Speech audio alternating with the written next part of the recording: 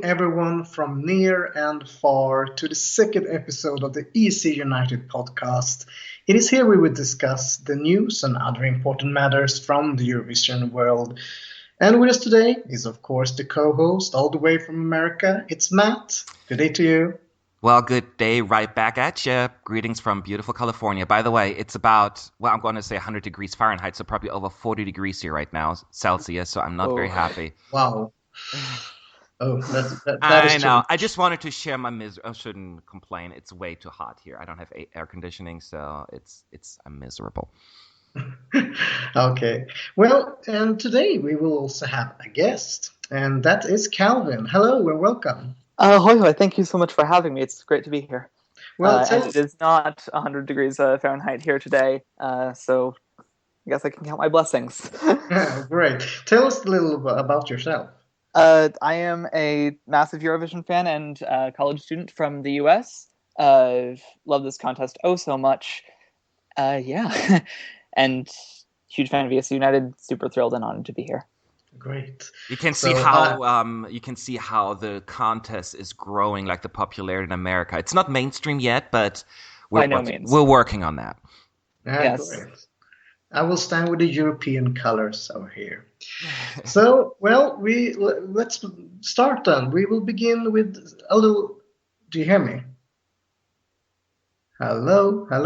Yes, I can hear you. Sorry. Yeah. Okay. I'm back. Okay. I thought I was cutting out there. Okay. But let us begin with a little sad news. And it is from Portugal, where the national broadcaster RTP has decided to withdraw from the Eurovision. The news was presented by a representative from the OGAE club, which had been in a meeting together with a director from the RTP. And this is the first time they're doing it. In 2013, which was also hosted by Sweden, they did the same. But they're hoping to make a strong comeback and try to beat their best placement next year, 2017. Their best placement before was a sixth place from 20 years ago in 1996. So, guys, will you miss Portugal in Stockholm?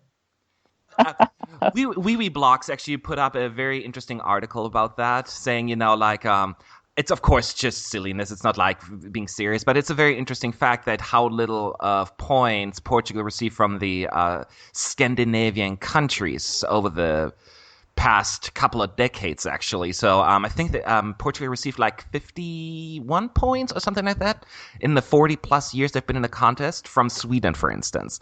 And that's combined semifinals and finals, while like Portugal obviously gave a lot more points to other countries. Now, we need to be clear, there's song quality and popularity that comes into play. But I thought it was just a very interesting point that they made there. Do you think it had anything to do with their decision, or is it purely financial? What do you think, Calvin? I think it's probably mostly financial, but it may also be that the string of bad results that Portugal has had has impacted the popularity in the contest. Festival de Canção is playing to an audience that is slowly declining, and as a result, Eurovision isn't as profitable as it once was. And so it creates a spiral where financial difficulties and everything combines. So I think they might just need a year to regroup, which may be very healthy for them. And I look forward to their comeback in 2017 as a result. As to the possibility that Portugal and Sweden have not really exchanged a lot of points, it actually makes a lot of sense to me, because Portugal's entries tend to be very breezy, very Mediterranean, very summery, and Sweden doesn't usually respond to that, not just from Portugal, but from anybody. Yeah, that is true, actually. I'm thinking like, if I compare with the Sweden and voting for the other Mediterranean countries, sure, we vote pretty a lot to Italy, but comparing that day to Spain or Portugal, it is a huge difference. We haven't been the same friend to Spain as the Spanish entries, but in the same time, Italy hasn't been really a fan of our songs. Sure, I've been thinking that maybe it is because Italy, comparing to Spain and Portugal, has got more points from the Swedish juries and viewers in the past. And I'm thinking about that it is a big difference between Italy and Spain and Portugal, both like in culture and that. But in the same time, the Mediterranean countries, especially Italy, hasn't given many points to Sweden either. So that's... That is true. I remember Euphoria, right? Wasn't it the only country? Yes, Italy gave them nothing. Exactly. I know. It's like, what? Yeah. And it makes perfect sense because Euphoria was this very restrained, very ethereal, very calm entry, which if you look at entries from Italy and Spain, it just doesn't work as a comparison or as a universal cultural translation. Yeah, that's true. It's by the way, just a little side fact. At this point, if I'm not mistaken, correct me if I'm wrong, but Portugal is the first country so far this season that has announced their withdrawal. So some countries may not take part this year that haven't taken part in 2015, I mean. But Portugal is the first country that said, no, we're not going to be back. I think we're still waiting on Moldova and Serbia at this point to make an official announcement. But other than that, everyone else has already confirmed, which at first I was thinking, oh my God, we're going to have so many countries this year because, there are a lot of countries that are returning. But at this point, it won't be as crowded as we thought. Yes. Yeah. We will continue then. We go over to Bosnia and Herzegovina. Oh.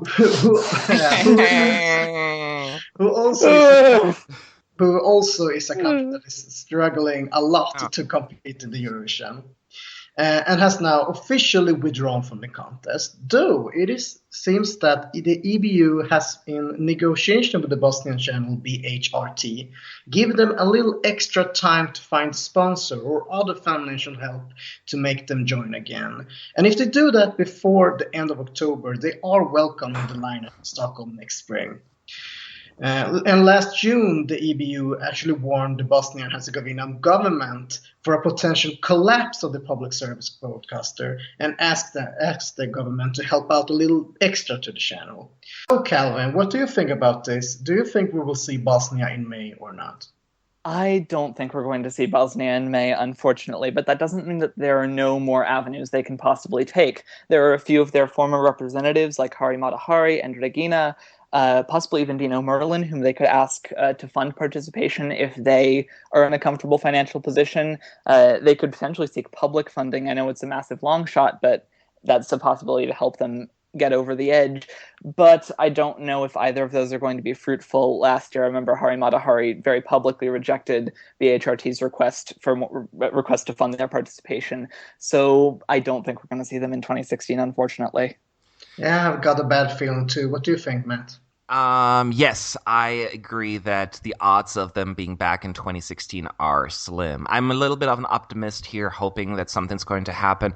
But if it looks like history will repeat itself. I mean, they took part in 2012 the last time, and the past couple of years, like in 2015 and 14, they almost came back. They announced their participation, and then the last second, they're like, just kidding.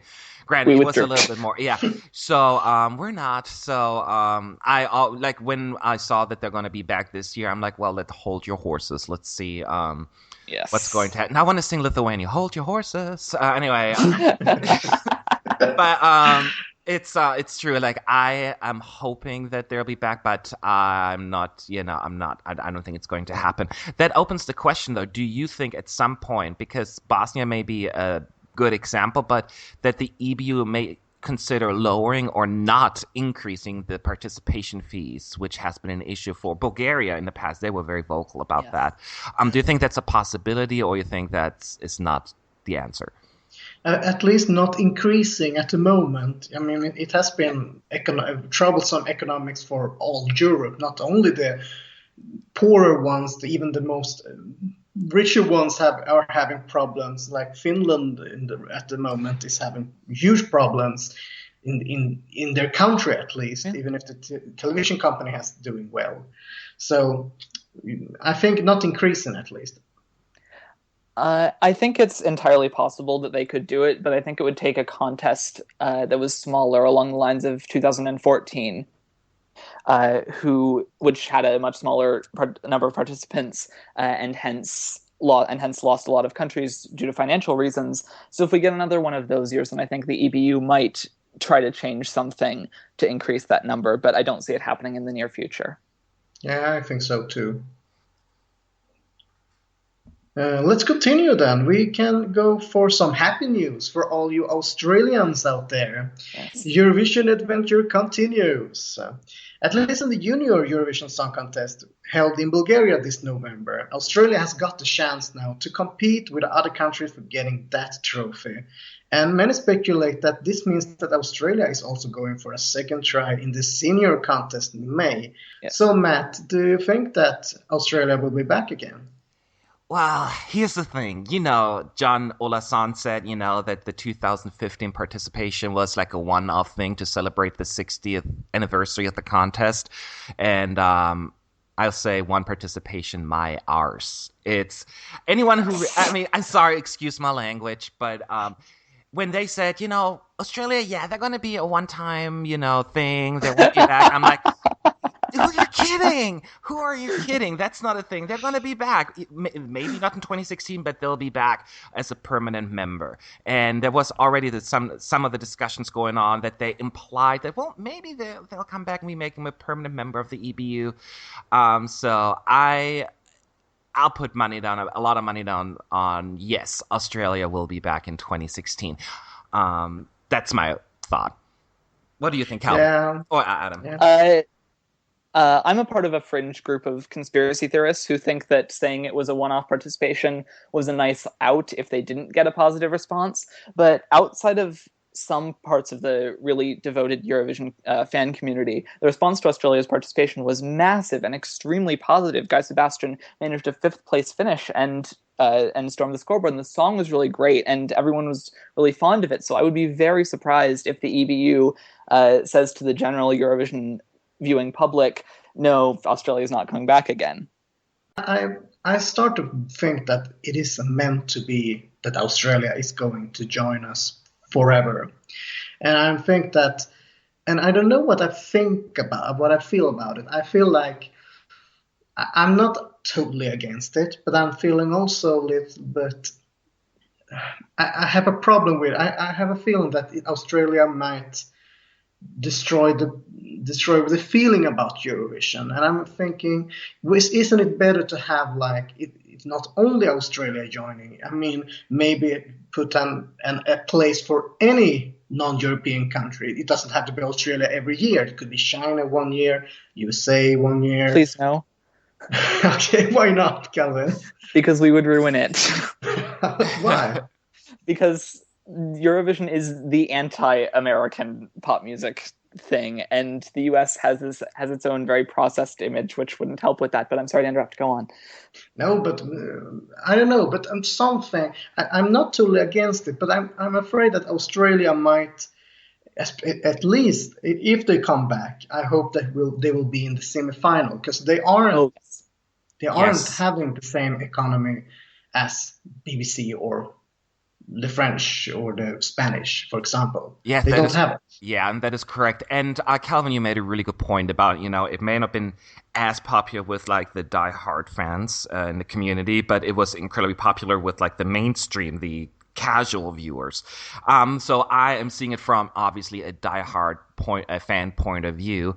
What bothered me the most about the participation, and don't get me wrong, I'm happy for the people in Australia because they're the biggest fans out there, and if a country deserves it, it's them. But I didn't necessarily agree with the way it went down in terms of, the EBU making an exception to the rule. While there are other countries who are trying to apply to be part of the European Broadcasting Union, to take part in the contest, like Kazakhstan is a prime example. Exactly. But Kazakhstan, when you hear it, it's not necessarily people go crazy over oh my God, Kazakhstan is taking part. That's so exciting. It's that's not a country that's on anyone's radar. It's kind of nobody cares. So I'm all about fairness, and I know that only goes so far. So I'm hoping that if Australia becomes a permanent member or a guest member in some shape or form, that the EBU takes into consideration, there are other countries who may not be as flashy as Australia, but still want to take part, and I would like to see that happening. Yeah, that would be very cool. I would definitely like to see nations like Kazakhstan that are trying to present their culture, if nothing else. But I also hold that Australia is kind of a special case because they've been screening Eurovision for 32 years. Yeah. It's a massive draw there. and it's an opportunity for more viewers and greater interest in the contest for the EBU. So I don't agree with their excluding Kazakhstan and the like, but I definitely see from where they're coming. I agree. I agree too. All right. Let's continue then. We start with wait, there. Okay. During the last decade, it has started to be much more common with the audience booing the artists. Two of the more memorable ones are from Athens 2006, where in the semi, the Icelandic singer Silvia Night became too much for the Greeks. And in the final, the Lithuanians LT United became too much for the Eurovision fans. This last year, the Russian entrance has been outbooed totally by the audience after the Russian law that banned LGBT propaganda. And many has been angry at this behavior from the Eurovision fans. Well, some see it as a way to send a message straight into the Vladimir Putin's couch. So what do you think about this? Is it an important political statement or is it just childish? Here's the thing. You brought up a few good examples like Iceland in 2006 and Lithuanian booing. Booing to me in general is a big no, but we need to differentiate between those incidents because Iceland and Lithuania were not booed because of a political climate that they were in. They were booed because they had problems with the artist, the act, or with the song for that matter. Russia, certainly the past couple of years, has been booed was purely based on the political situation and I'm not trying to go into too much, I understand why people feel that way and why is that an issue. I agree with them, but this is not the platform to do that, because if you boo an act like that, you're the one that looks bad. You look like a dick. So, and I don't think that's in the spirit of Eurovision. So, I personally say don't boo. Just don't boo. There is no benefit in that. Yeah, what do you think, Calvin? If nothing else, I don't know how productive it is, because it creates a narrative of sympathy for the performer that doesn't even work for helping the cause of the people who are booing, because all it does is produce a narrative of, oh, look, they were booed, that's so sad, they shouldn't be doing that. But by that same token, I don't know if it's ethical either, because there's a bit of a disconnect between these broadcasters who are trying to create this message of togetherness and an audience who is rejecting that, and that's also a shame. I agree with you. I think that I'm afraid. I'm starting to think like how is that seen in Russia for the ones that is sitting in Moscow, St. Petersburg, Sochi, and so on, and watching the contest and see the complete audience booing at the mostly talented Russian entrants, and I feel like they must feel like we don't want to belong. They don't want us in Europe. They don't want us anymore, and they will feel a hate against both not only Europe but also mostly the LGBT people. Because Eurovision is, after all, many people are among the LGBT people. So I mean, I think it is not. I think this will only destroy the way for LGBT people in Russia. This will only make things worse. That is my opinion. Yeah, and one thing I wanted to elaborate on what you're saying, because you brought up a really good point about the LGBT community, is that I was, when I was watching, I was in Vienna in May, obviously, and I noticed when I was watching the results, as the second half when Sweden was getting more and more points, but Russia was in the lead at that point, that every time Russia was getting any points, there was extreme joy and excitement among the people I was surrounded by. And when Russia got points, it was always like, oh. But it wasn't a booing thing. It was more of I don't want to go to Russia. And that has to do with the point you just were bringing up. Like, if Russia were to win the contest, that would open a big problem for a lot of the members of the LGBT community because of the laws that they've implemented like a year or two ago. So it was a very touchy and I think it's a very complicated issue. And about Russia hosting the contest should they win again or when they win again. But the booing, regardless of that, I'm like, this, it's just, as you said, it's not ethical and it's just counterproductive. And one of the things I noticed while I was in the arena was that Polina Gagarina, when she performed A Million Voices, got uproarious applause and a really positive reception, but that positive reception didn't play out in the results when people were getting very nervous about the possibility of going to Russia. And I think that comes back to what you were saying, that no matter what people thought of the song, it does pose a bit of a challenge for a lot of the LGBT members of the Eurovision community. And even if the booing is not necessarily the most productive way to express that, I definitely understand where they're coming from.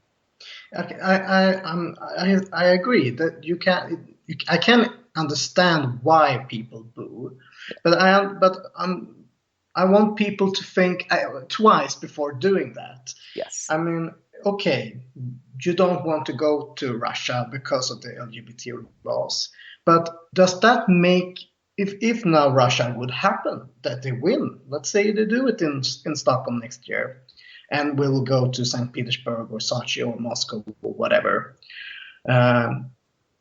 isn't it important for us LGBT people to go to Russia and show that we are people as anyone else, and trying to disturb the hate that is starting both from us in the rest of the LGBT Europe and Russians that is anti-gay from the beginning. I mean, we must think about, like, compared with the song like that Polina sang. It is a song about bringing people together and together shaping a society where everyone is accepted for who they are. And I mean, we in the LGBT area and the Russians should meet each other, and what a great way to do that than a Eurovision Song Contest in Russia. That is my opinion, at least. That is true. And I would like to know, and I'm no expert in this field by any shape or form, but how involved the Russian government or any kind of Russian officials are in song selection, or if it's a purely like broadcaster decision and they're trying to send a message saying, hey, we do not agree with certain things that are happening in our country. And this is our way to tell you guys this is we're with you, or something like that. Or if it's really just more like almost in your face kind of, we're just going to sing a song about something that you feel strongly about, but, we're just trying to get votes. So I don't know exactly what it is, but I hope that it's the former, that they're actually saying, you know what, this is how we feel, this is what we're representing. We're not part of what guys are booing right now. Yeah, I agree. Would love to believe that. I think that what they're trying to do is they're trying to say that, but a lot of people are just seeing it as very hypocritical that Russia is singing all these songs about peace and togetherness, and I think that's to what the people who are booing are responding. That is true, yeah. So yeah, it's if we could talk about this for hours. It's a very touchy subject, but it is. Yes. It's a very interesting topic, yeah. But I think we got to move on, huh? We got. Yes, we do. And we will end with something that has been a little discussed on the forum. It is a Chinese forum member, I suppose that you are, if you're listening, that has come up with an idea that in the future, all Eurovision contestants doesn't only have one song, they'll have two. The person that is saying that is thinking about having first the singer will sing one song in the semi-final and then sing another one in the grand final. And this is a way for not being repetitive for those who are watching both semi and final. So what do you think about this idea? Is it something for the future of Eurovision, Calvin? Let me answer first. Okay, Matt. First of all, how do you say no in Mandarin? Because the answer is a big, big no. I appreciate the thought and the thinking behind it, but it would make zero sense. Number one, when I'm in the semifinal and I vote for a song that I love and it qualifies, and then in the final they're going to perform a completely different song that I despise, I'm like, why the hell did I vote for them in the first place? And I'm like, no, that's not what I voted for.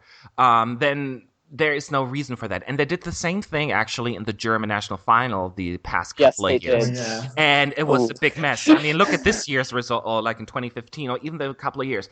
And I watched them like in 2014. There was this one song I really, really liked. And that song, then they performed the second song. It was not quite as good, so they didn't make it to the super final just because the second song wasn't With as their first good. song. Exactly. And it's just like, it doesn't make sense. I'm like, I want to be able to vote for the song, or support the song that I voted for in the first place. And plus with the whole Big Five situation, what are they going to do? They have to go back into the semifinals as well, or do they get to perform two songs? Sing a different song. Yeah, it's just... Which would split votes and make my brain hurt. Exactly. I don't know how this could be really implemented. I appreciate the thought and keeping it, interesting every show, but I just don't think that's the answer.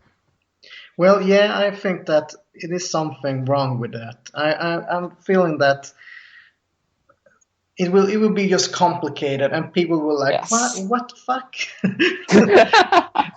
Eurovision has held live music at its core for its entire history, and that is great, but it's still very much a song contest rather than a singing contest. And the idea of having a performer perform two songs to show versatility or vocal range to the like would put things like that in the forefront, and things like song quality and emotional power and things like that in the background, which I don't think is particularly healthy if Eurovision wants to stay focused on songs rather than singers. Yeah, I agree with you. But what do you think, guys? Do you think there is some changes in the future of Eurovision that may come in the recent years? A lot of people on the forum have been talking about the possibility of instrumental songs being permitted at Eurovision, which, yes, would take away some of the great live singing moments of the contest. But it would also mean that we could, one, avoid things like what Slovenia had to do a few years back, which was insert a very strange chorus into an otherwise lovely instrumental piece. And it would also mean that a lot of different genres could be permitted at the contest. EDM has kind of taken over European and also American popular music conscience, and that's a lot more focused on the instrumental. And having some connection between that and Eurovision would be great. And also, there's a lot of great instrumental music in the more classical instrumental sphere. Things like film scores and the like that could be showcased at Eurovision, which would be great. I completely agree with you, and for that matter, and I've been totally plugging my demand or wish to bring back the orchestra, because the reality is, if we would have a completely instrumental song that is it's a track, it's like, why bother being on stage? You know what I mean? Yes. Like, you just listen to a CD basically.